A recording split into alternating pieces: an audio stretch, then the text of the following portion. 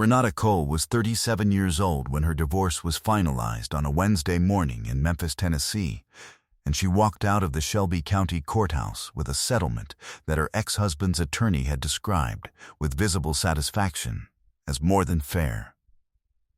She drove home in the 2009 Civic she had been sharing with her sister for 3 months, because the car she had driven during the marriage had been traded in at her ex-husband Derek's insistence 2 weeks before he filed, a transaction she had not known about until the check had already cleared.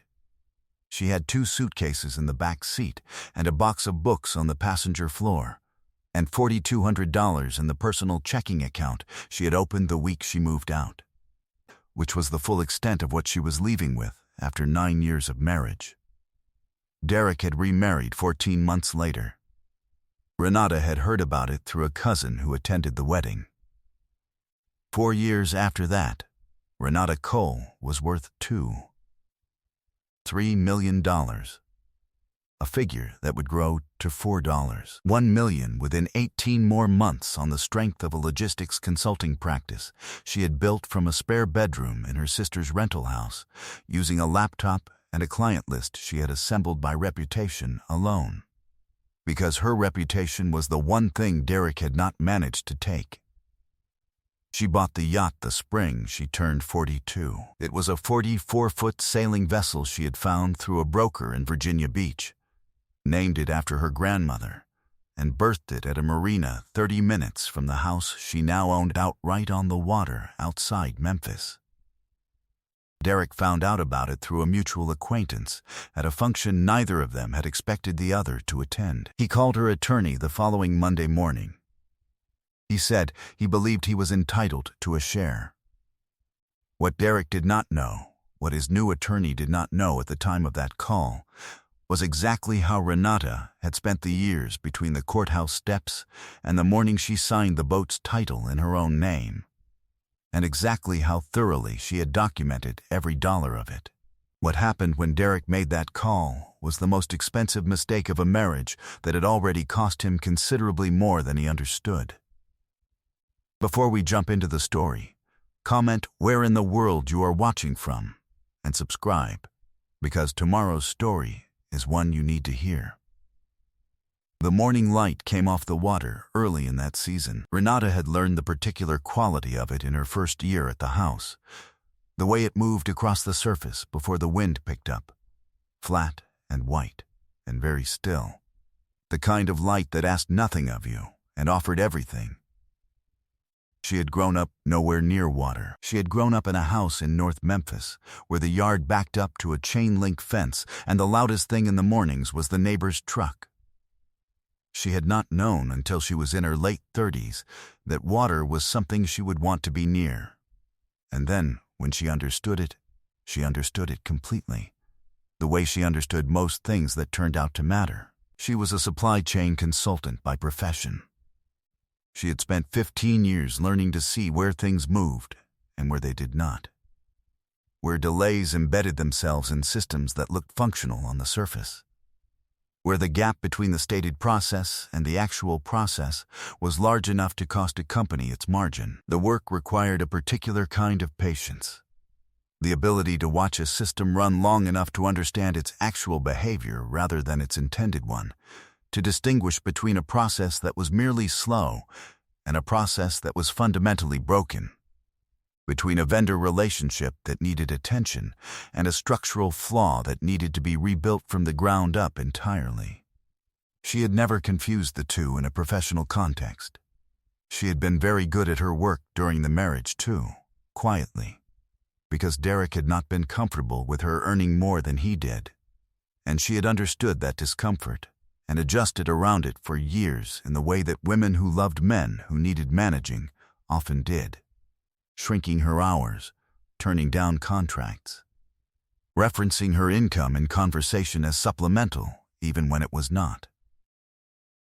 There had been a contract in her 5th year of marriage.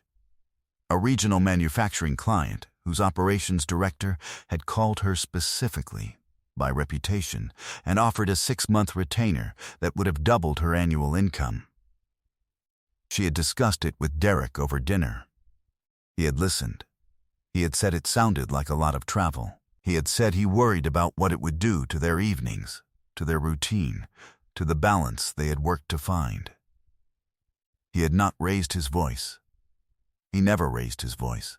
He had simply expressed concern in the measured, caring tone that made his preferences sound like joint deliberation, and she had called the operations director the next morning and said her schedule would not allow it at this time. She had thought about that call on many mornings in the years since. Not with anger, with the specific, quiet clarity that came from finally being able to name a thing she had long known the shape of without knowing its name. She did not make that adjustment again after the divorce.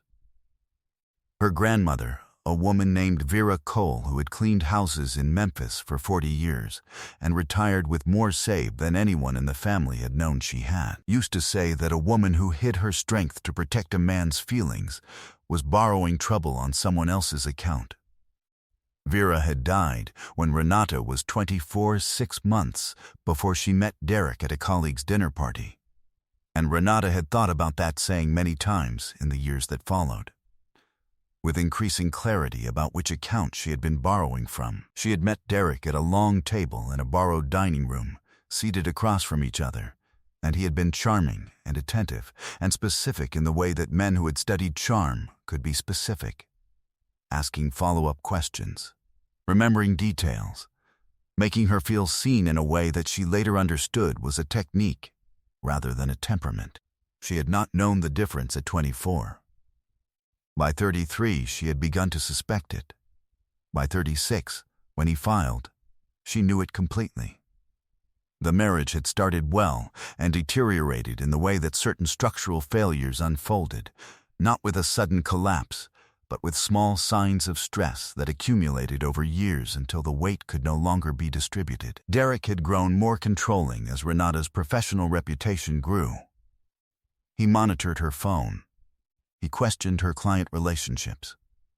He told her she was difficult, that her ambition was unattractive, that she prioritized work over the things that mattered. He said these things in private, calmly, in the voice he used for conversations he wanted her to believe were reasonable. She had kept a journal during the last 2 years of the marriage, not a diary in the sentimental sense, a record, dates, incidents, specific language he had used. She kept it in a document on an account she had created under her maiden name, the login for which she had never written anywhere inside the house. She had not known at the time why she was keeping it. She understood afterward. 2 weeks after Derek filed, he had the car traded in.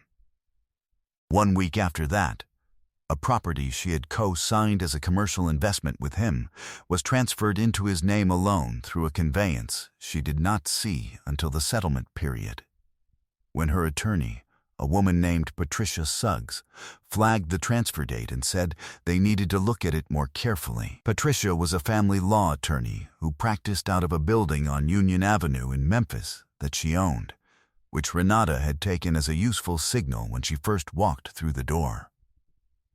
She was a tall woman with natural silver in her hair and the uncluttered efficiency of someone who had long since stopped being interested in drama and was only interested in outcomes. Patricia looked at the property transfer and said it was going to be a problem for Derek and his attorney. She said the transfer had occurred inside the marriage, without Renata's written consent, on a property to which Renata was a documented co-signatory. She said she was going to file a motion to include the property in the marital asset calculation. Derek's attorney countered that the property had depreciated significantly, and the transfer had been made in the context of restructuring a business liability. Patricia responded with a forensic valuation and a timeline of comparable sales in the surrounding district that established the property's fair market value as of the transfer date. The settlement Renata ultimately received included her share of that property's value, plus the vehicle, plus a modest sum for liquid marital assets. Derek's attorney had described it as more than fair. What he had meant was that Derek had expected her to accept less, and she had not. She had not cried leaving the courthouse. She had thanked Patricia on the steps and driven to her sister Adrienne's house and sat at Adrienne's kitchen table for a long time without saying much, and Adrienne had made food and let her sit. Because Adrienne knew when to talk and when not to. That evening, after Adrienne had gone to bed, Renata had sat alone at the kitchen table with a legal pad and written down every client relationship she had maintained, however loosely, during the marriage. She wrote down every referral she had given that she had not followed for herself. She wrote down the names of 3 operations directors who had reached out in the preceding 2 years and received polite declinations. She wrote down the manufacturing client from year 5. She circled his name. She put the legal pad in the book box on the passenger floor of the Civic and went to sleep on Adrienne's couch. The first client she called the following Monday was a regional distribution company she had done work for 2 years earlier, before Derek had asked her to take fewer contracts. The operations director remembered her. He said he had wondered if she was still consulting. She said she was, and that her availability had opened up considerably. He said that was good news. He said he would send over the current pain points that week. She said she would look forward to it. She worked from Adrienne's spare bedroom for 8 months. She kept a whiteboard on the wall and a standing desk she had assembled herself from parts she ordered with the first retainer payment. She did not have business cards. She did not have a logo. She had a phone, a laptop, and a reputation that had accumulated quietly over 15 years of doing the work correctly the first time, and that turned out to be sufficient. She rented a small office at the end of the first year. She hired an associate 6 months after that, a methodical young woman named Petra, who had studied operations management and who asked the right kind of questions, which was the only qualification Renata had ever truly required. Within 2 years, she had 4 associates, a billed rate that had doubled from her starting figure, and a client list that expanded through referral alone, because she had never needed to advertise.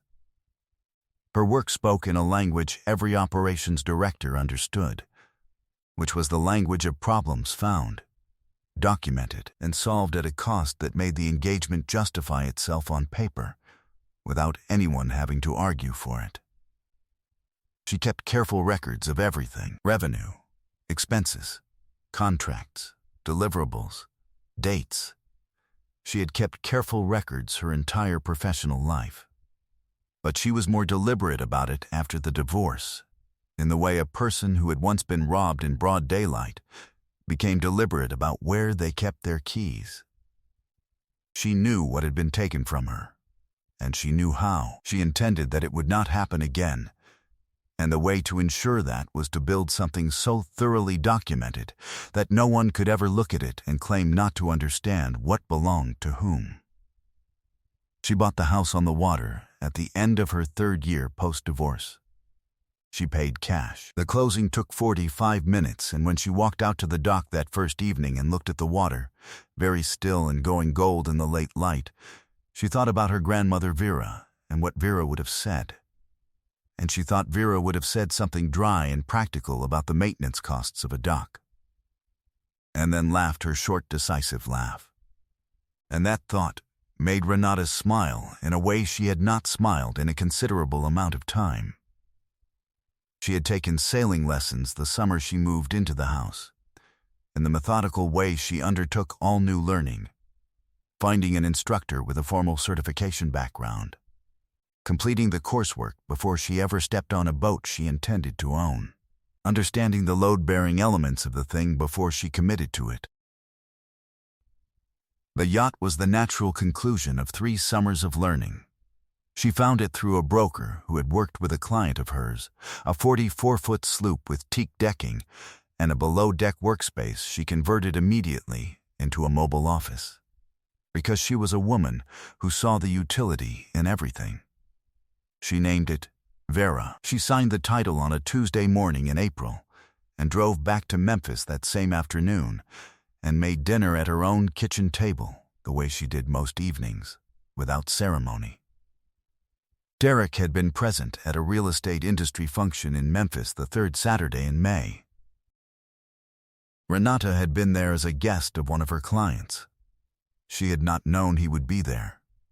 He had not known she would be there either, and he certainly had not known, when he walked past the dock photographs her client had been showing around on his phone, that the 44-foot sloop, with teak decking and the name painted in clean gold letters on the stern, belonged to his ex-wife. He called his attorney on a Monday.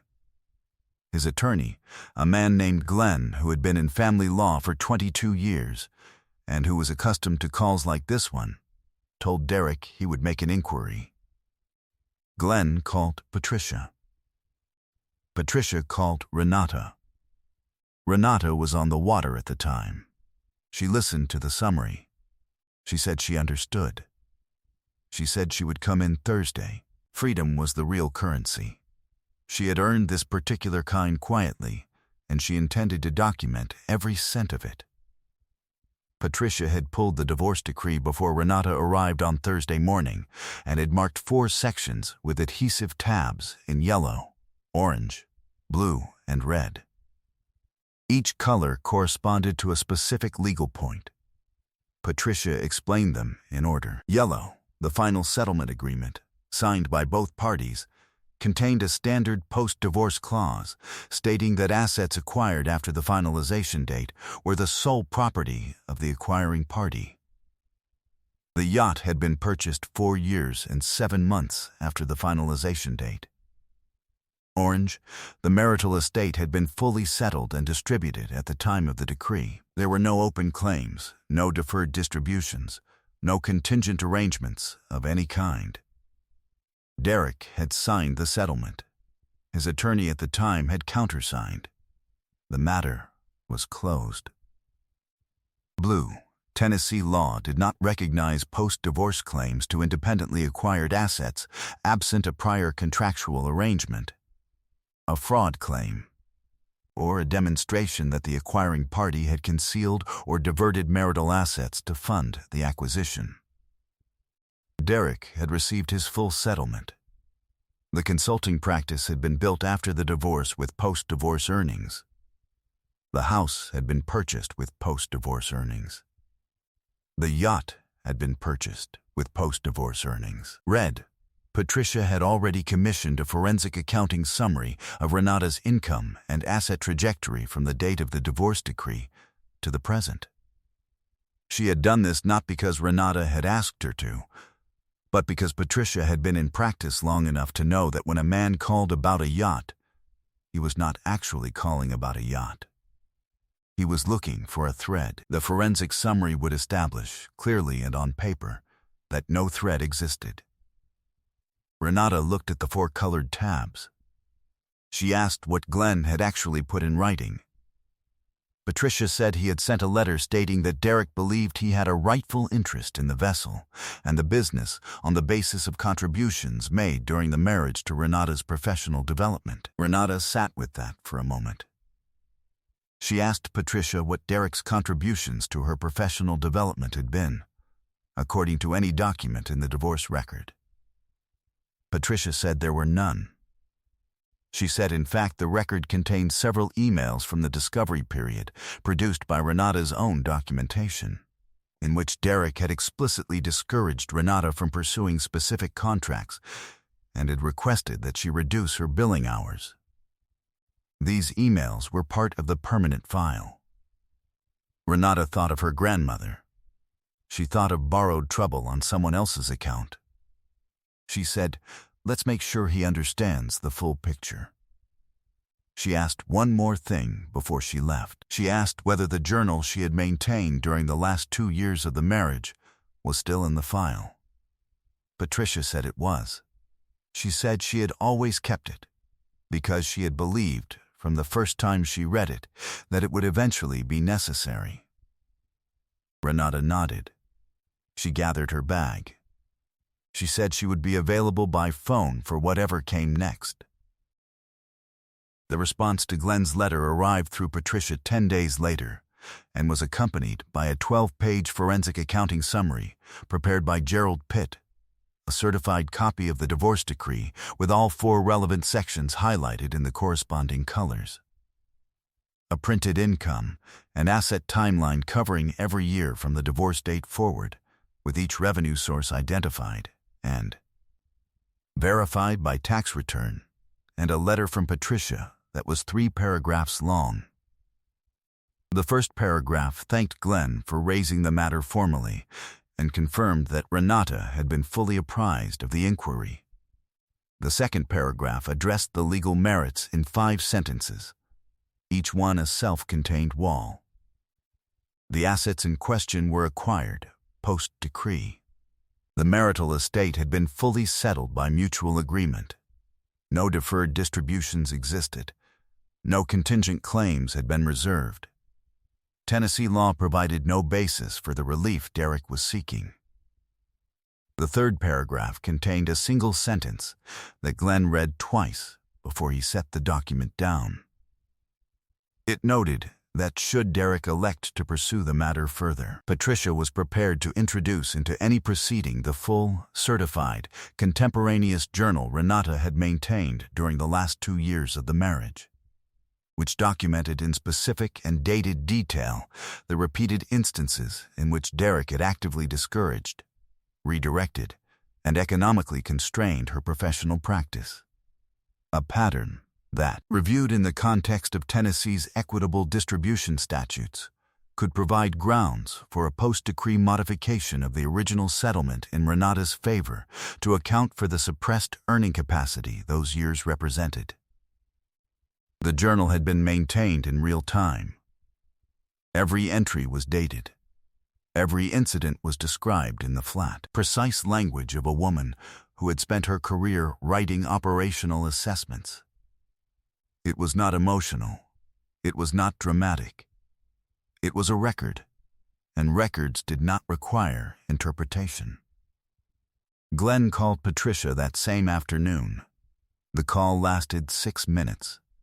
Patricia's assistant noted the duration in her calendar log, which was the kind of detail Patricia always asked to have noted. Glenn withdrew the inquiry in writing by end of business on Friday. The letter was 2 sentences. Patricia filed it without comment. Derek did not call Renata. He did not write.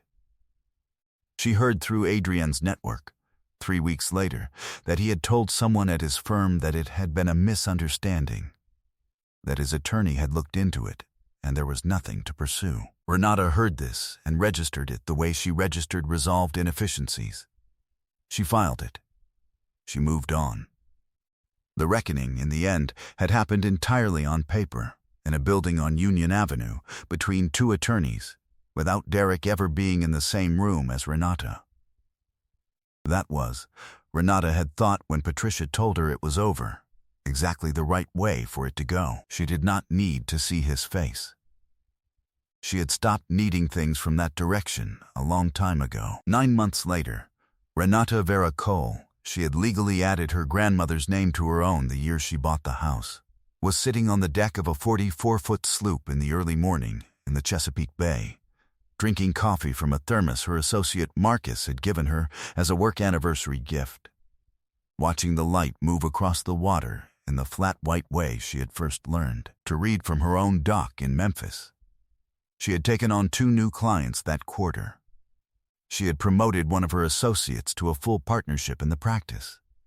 She had spent the previous weekend teaching Adrienne's eldest daughter, a 14-year-old named Simone, who had recently decided she wanted to learn everything about boats, the basics of sail trim and tacking, and why you always checked the weather before you left the dock. A man named Wendell, who captained a charter vessel out of the same Virginia marina where Renata berthed the Vera, had taken to meeting her for coffee when their schedules allowed. He was a quiet man, with a precise sense of humor, and the unhurried manner of someone who had learned long ago that the water set its own schedule and there was no point in arguing with it. He had asked her once what she did for a living, and she had explained it in full, and he had listened to all of it without a single interrupting question, and then said it sounded like work that required you to see things before other people noticed them. She had said that was exactly right. He had said he thought that must get lonely sometimes. She had said sometimes. He had not pressed it further, which was the right instinct, and she had thought about that afterward for longer than she expected to. Derek had left his firm the previous fall, the departure described by mutual acquaintances as voluntary. His second wife had filed for divorce in February. Renata did not know the details and did not seek them. She had heard both pieces of news from Adrienne, who had heard them from people who knew things, and she had said that was a shame, and meant it, in the flat, honest way that had nothing to do with him and everything to do with who she had chosen to be. She set her thermos down on the deck beside her. The morning was very still. The Vera moved slightly on her lines, the way a well-anchored thing moved, not going anywhere, simply present. She had built everything she owned from the ground up and on her own time and under her own name, and with her hands and her mind and the stubborn, patient intelligence her grandmother had modeled for her before Renata was old enough to understand she was being shown something. She understood it now. Some things, she thought, were worth every year it took to build them right. I hope you enjoyed that one. Be sure to like the video and subscribe so you don't miss the next story. I've picked out 2 more for you that I think you'll really like.